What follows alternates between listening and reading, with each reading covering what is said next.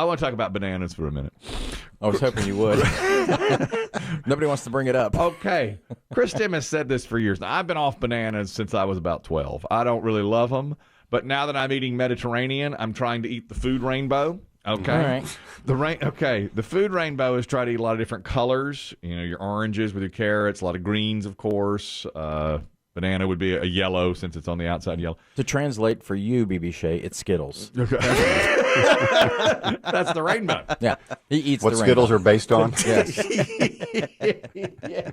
Taste the rainbow. That's the younger generations, you guys. Yeah. I'm eating Mediterranean and trying to trim some weight here. I'm trying to win a contest at the gym.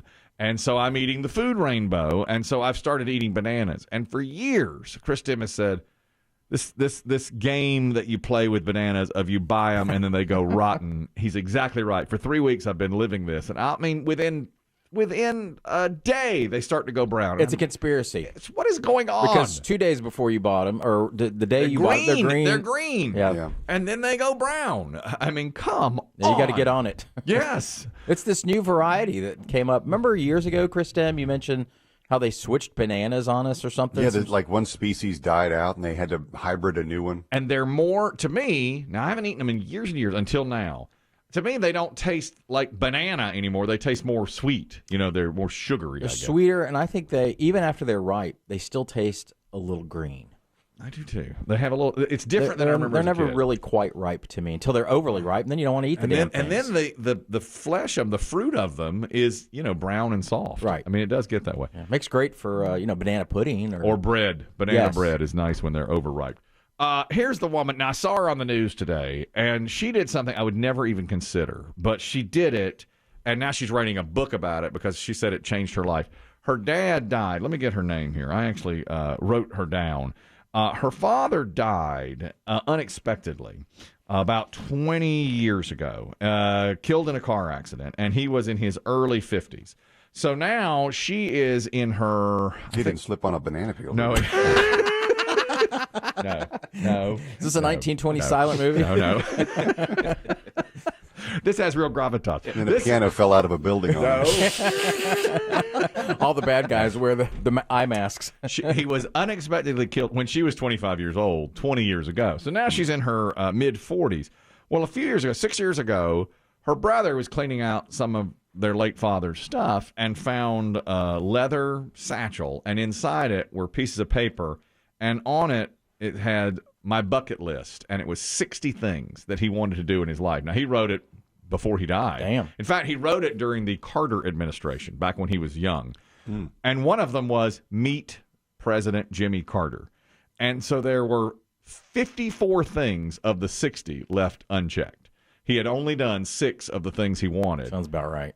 Doesn't it? I mean, if you make one, you really don't. Yeah. So the woman, let me get her name. I actually printed her name because it was such a impressive thing. Her name is Laura Carney. She decided, and the moment her brother said, look what I found of Dad's, she said, I have to do all these things. So it was 54 things, including meeting President Carter. She has a picture with him. Can still do it, yeah. And she did it. It took her 6 years. One was swim across a large river. And she went to the, yes, and she swam across a river. She crisscrossed America doing different things. She went to Europe and saw all these different sites that he wanted to see. And the last one, she said the toughest one on the list, and the last one that she did was he wanted to record 5 of his favorite songs and actually have them pressed onto a record, and she did that. She went to a recording studio, rented, and she sang them? And she sang them. And she sang his favorite songs. And she remembered them from when she was younger, what his songs were. And she said that was the last one and most expensive one that she did. Well, now she's writing a book on it called My Father's List.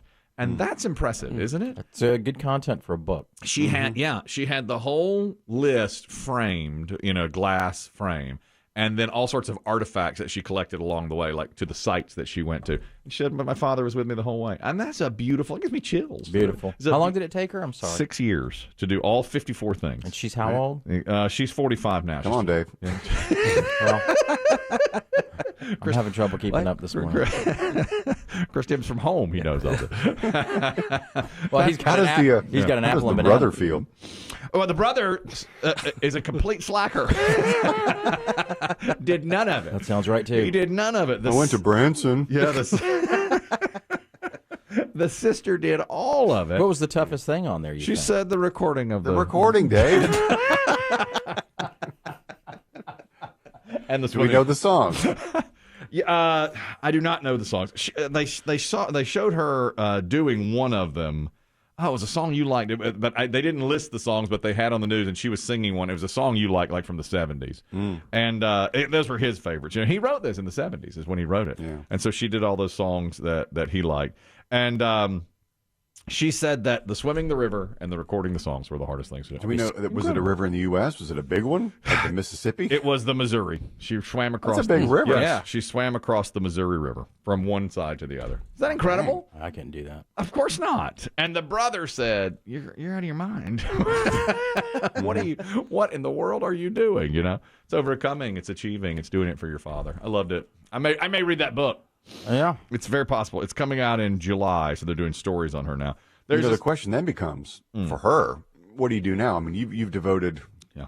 you know, a significant portion of your life to doing someone else's list. Yeah, that's What's right. your list? Do you make a list of your own and then go do it for yourself? A little follow up. You know, make 20 items for yourself. Or leave it for someone else to do. That's incredible. You know, for her to do that, and she said she felt such a connection with her father because he would have loved doing all these things.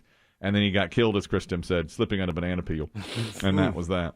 There's a school classroom that is also trying to do something never done before, and they've checked it out with Guinness. It looks like it's going to be a record. They set up more than 7,000 cereal boxes throughout the school, and as dominoes, they all fell downstairs through each hallway of the school and into the gym. And they've said now Guinness is getting ready to certify this as the best cereal box dominoes, the longest cereal box domino performance of all time. Brand? All different. Frosted Flakes, Raisin Bran, Cheerios, and this is Red Apple Elementary School in Racine, Wisconsin. And every box of cereal will now be given to local food shelters. That's nice. What a nice story that is, too. This is the moment when it happened. 5, 4, 3, 2, 1. There they go. It worked. It worked. Like, it was crazy that it actually worked. I knew that a lot of people were excited today because everybody on the balcony were screaming. So that's how I knew everybody was excited. The voice you heard first there was the principal and then some of the students that each of them got to do 50 boxes of cereal, and they did over 7,000 boxes. That's touchy work. And that's right. If one person messes up, Yep, slip of the foot or that's it. Yep. Or if it's not just right, it'll stop halfway through. It went all the way through, and then it crisscrossed the gym floor when it was all said and done. Who paid for all that cereal? Or was it donated? Donated. That's nice. All the I got cereal you. was Yeah. donated, and they said once we do break the record, we're going to give it all to food shelters. That's awesome. Exactly what they've done. donated by the cereal company doing it. They should have been involved in this, a Kellogg's or a General Mills or something. So Kellogg's donated some, and then townspeople donated a bunch as well. All right. Now, I don't want to be Debbie Downer. Cereal's terrible for you. Worst thing you can put in your body. It's not in the rainbow. It's not in the rainbow. It's awful for you. I hate to say that. There's no brown in the rainbow. No, and by the way, it's empty calories. And sugar. 50 calories and nothing but sugar. A dietitian told Dave, don't ever eat another bite of cereal in your life. He told him I said, that. but I like... No, there's not one good box out there. Dave went to a dietitian. He said, what cereal? None of them. Not Raisin Bran, not anything. Chris The last Demm time Dave saw the dietitian. She started smoking. She got him smoking. She got him on cigarettes, but off cereal. This will keep the pounds off. Let me teach you something, honey. Chris Demm used to have a bowl of Raisin Bran before every show. Now you see what he's got: an old apple and an apple and a banana in front Shriveled of up banana. I thought you were going to say COVID. He does have COVID. He does have COVID also, and he's working from home. I think I like bananas better than apples. I tried myself on apples for years, and I just don't love them. Apple's just too much work. I don't something about apples I don't love. You just eat it. You got to unpeel the banana. That's too much work. Oh, bull. Well, a banana peeling is not really what I would call a physical activity that's that Well, difficult. what's physical about eating an apple? That's what I want to I know. don't It needs love peanut butter. I don't love it. And right now my lips are a little chapped, and okay. it's bothering me. Yeah, the I apple gotcha. stuff. My wife also has chapped lips right now, and I think it's from taping her mouth shut at night. I think the tape is causing it. And she got a little margarita when we were up in Boone the other day, and she forgot. Salt on the open wound.